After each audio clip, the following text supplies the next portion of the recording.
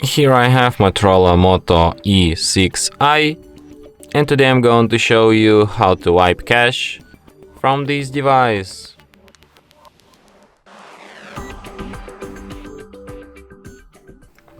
So to do this, firstly you have to turn your device off by holding down power key, then tap power off, and after it turns off completely, hold down combination of keys power key plus volume down at the same time for a couple of seconds like this.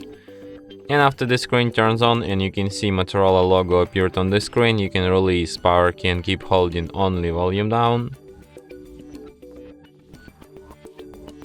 Just like this.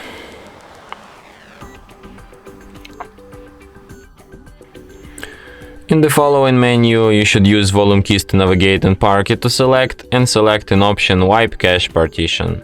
Then select Yes, and after you see the message Cache Wipe Complete, you can select the first option Reboot System Now, and device will be restarted, just as usual.